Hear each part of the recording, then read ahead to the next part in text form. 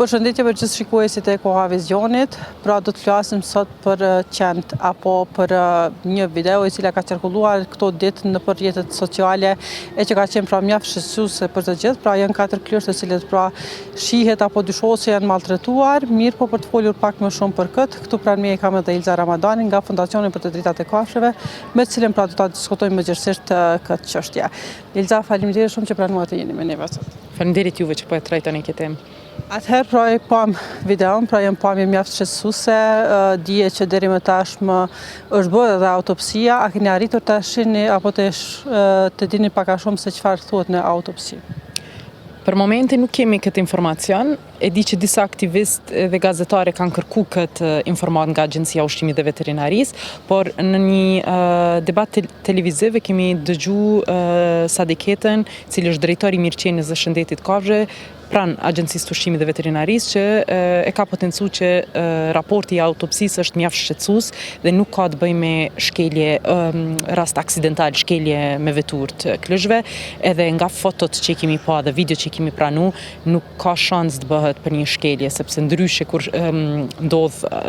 gjakderdhja dhe gjithçka tjetër rreth klëzhve ose qenve nëse ishin shkel me veturë, aty po vrej qartë që nga gjakderdhja, nga vujti që njëri prej klëzhve që ishte ende gjallë, që i kemi ndëgju, që aty ashiqare ka pas bëj me një traumë qëllimshme dhe shumizore nga dikush, po dyshohet që është një mitur. Ne nuk e kemi këtë informat të saktë 100%, po kushdo që e ka bërë atë akt, gjendet në një rreth dhe një shoqëni mjaft toksike, dhe ne shpresojmë që policia e Kosovës të thellohet më shumë, të intervistoj edhe njerëz tjerë, familje tjera, të shihet se çka me të vërtet e ka shty një 15 vjeçar ose një të mitur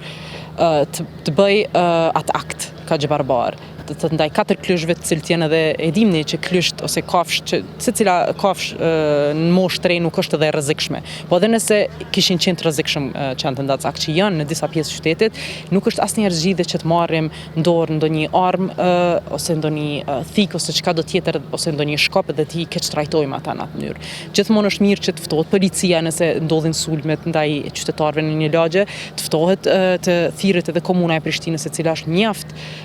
jo bashkëpunuese dhe neglizhente ndaj shoqërisë civile dhe komunitetit, sepse nuk po bashkëpunon me shoqërinë dhe komunitetin për me evitu këto raste. Shumë shpesh kemi pas raportime që disa qenë edhe në qendër më herët para 2-3 viteve kanë qenë me potencial të agresiviteti dhe asnjëherë nuk është që e kemi pa që po merren seriozisht me largimin aty në 2-3 qenëve. Do thotë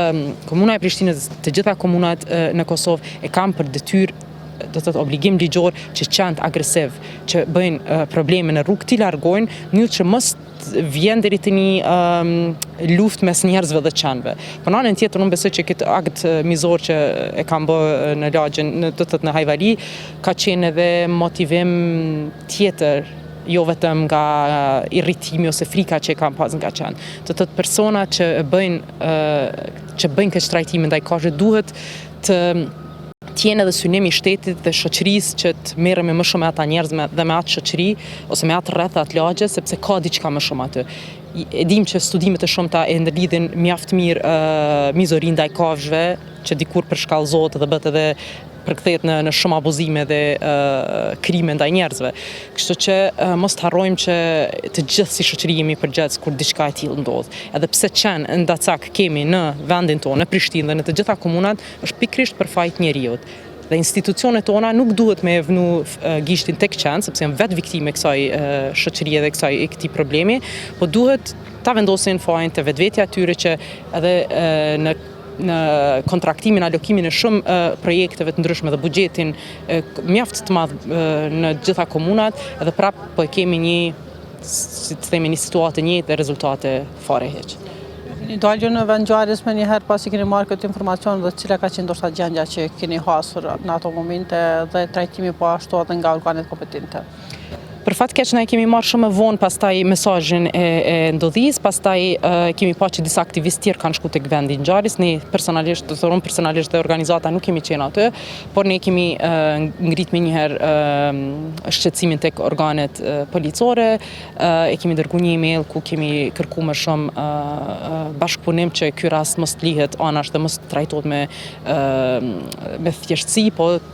të mundohen më shumë të gjenë se kush ka mujt me krye atë akt dhe të bashkëpunojnë edhe me aktivistët që kanë qenë të vendin ngjarjes edhe që i kanë gjetë ato, do thotë atë situatë. Kështu që deri me tani policia e Kosovës ka qenë shumë bashkëpunuese dhe kemi marrë edhe një email zyrtar nga drejtori rajonal i Prishtinës këtu dhe po shpresojmë që nuk do ta lënë këtë rast anash, sepse edhe ka pas edhe shumë reagime të figurave publike, sepse për të gjithë ka qenë një pamje horrori, themi, as pak i këndshëm me pa. Megjithatë nuk janë pamjet e vetme që i shohim, ka ndodhur edhe rasteve tjera, megjithatë çfarë po ndodh me qente ndasak të cilët janë larguar nga rruga pra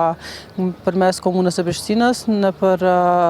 nëpër strehimore të ndryshme, si po trajtohen ata, keni ndonjë informacion apo keni qasje deri tek ata?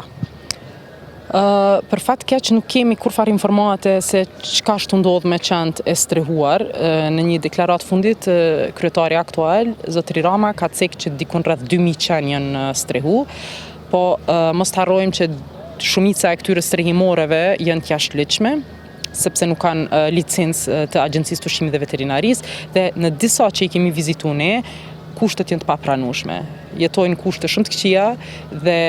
sidomos kur e dim që po marrin edhe pare, do të thotë 50 euro në muaj për qenë, ish dasht me Komuna e Prishtinës me kriju një komision ku edhe shoqëria civile është brenda dhe me kërku shumë më shumë prej adoptuesve, prej këtyre strehimoreve jashtëligjshme që t'i rregullojnë kushtet dhe ta provojnë si strehimore dhe të punojnë siç duhet. Për momentin kjo mas është shumë reaktive, do të thotë projekt reaktiv dhe në një studim të fundit që kemi bërë nisë organizatë së bashku me organizatën ndërkombëtare Forpas International e kemi bërë një numërim qenëve ndacak dhe dalin që mi 3500 qenë janë në Prishtinë, komunën e Prishtinës. Në gjithë Kosovën kanë dalë dikon mbi 50.000 qenë ndacak. Do thotë komunat këtu duhet ta marrin këtë raport me shumë seriozitet dhe të reflektojnë mbi ato se çka kanë bërë deri tash. Ti marrim vetëm disa qenë, 2000, qoftë edhe 3000 dhe ti largojmë nga rruga, nuk garanton qëndrueshmëri, nuk garanton që nuk kemi më pas më qenë ndacak në rrugë. Kështu që edhe pse janë largu kënd se 2000 qenë, cilët nuk dim a janë gjallë. Në disa strehimore që i kemi vizitu, nuk kanë qenë gjithë qenë që listojnë në listën zyrtare të Komunës së Prishtinës, që i kemi pranu në këtë vetë shumë herët, jo tash, se tash nuk po janë transparent Komuna e Prishtinës dhe nuk po na përgjigjen ndaj kërkesave tona për çastin dokumenta publike. Por do të vazhdojmë tutje ti gëzojmë drejta tona për çasjen dokumenta publike dhe të shohim se me të vërtetë çka ashtu ndodh me Komunën e Prishtinës dhe çysh po shpenzohen këto miliona euro që këta po e cekin me mburrje, po ne nuk e dim se çka me të vërtetë dhe sa e qëndrueshme është gjithë kjo masë që po dojnë me ndërmarrë. Përveç qenëve që po thoni që mungojnë apo nuk e dini ku janë, ka pasur disa raste të cilat pra keni deklaruar edhe që ka keq trajtime apo ndodh kohëve të fundit, a keni ndonjë njoftim nëse ka ndodhur ndonjë rast të keq trajtimit edhe për këto strehimore? Ne kemi raportu 2 strehimore në këtë verë, që do thotë në 2025 dhe 2 strehimore tilla janë mbyll nga Agjencia e Ushqimit dhe Veterinarisë. Me këtë rast kemi bërë një kallëzim penal ndaj Komunës Prishtinës për keq përdorim detyre zyrtare dhe për keq trajtim eventual qenëve, sepse kemi pa që edhe në strehimoren e Prishtinës në Korrik është keq trajtuar një qenë nga një punonjës aty. Tash sfunmi kemi bërë një vizitë tek një strehimore kështu financuar nga Komuna e Prishtinës dhe kemi pa që nuk kemi pa ndoshta keq trajtim direkt, po e shohim që nga keqmbajtja, nga mënyra se qysh nuk intereson fare për mirëqenjen e kafshëve brenda, tu mos pas as vend të rehatshëm edhe të lirë për qëndru qenë, ne po e kuptojmë që nuk janë të marrë edhe shumë seriozisht me këtë aspekt. Do thotë i kanë marrë disa qenë, po i mbyllin dikon edhe pastaj edhe për fat keq kjo pjo i shitet edhe shumë të qytetarët, sepse qytetarët janë frustruar nga numri i madh i qenëve. Komunat do thotë po ju konvenon komunave që të thonë që faji është vetë të qenët, vetë këta po shumohen, vetë këta po sulmojnë, a faktikisht na njerëz kemi këto faj mas shumëte, edhe vetë komuna që nuk bëjnë projektet monitoruara mirë, zbatuara që duhet, edhe po shpresojmë që këtë raportin që kemi bërë për numërimin e qenëve ka me qenë një bazë sa do e mirë për komuna që të planifikojnë planet komunale për menaxhim qenëve në mënyrë sa më qëndrueshme dhe efektive, në mënyrë që ne mas 3-4 viteve ose mas 5 viteve, qoftë edhe mas 10 viteve mos me pas më të njëjtin problem. Do thotë nëse tash edhe 15 vite komunat kinë se janë marrë me menaxhimin e qenëve, nuk janë marrë me faktikisht në mënyrë shumë serioze me menaxhim, po aty këtu dhënien e disa projekteve që kanë qenë të mira pse kanë ekzistuar, sepse kastrimi sterilizimi duhet me vazhdu, por në anën tjetër nuk kanë qenë të monitoruara mirë dhe nuk di ma kanë qenë edhe të zbatuara siç duhet. Ne si organizatë gjithmonë kemi pas dyshimet tona ndaj këtyre projekteve, kështu që këto janë disa çështje që edhe Komuna e Prishtinës po edhe të komuna tjera duhet të mendojnë më mirë mbi to edhe të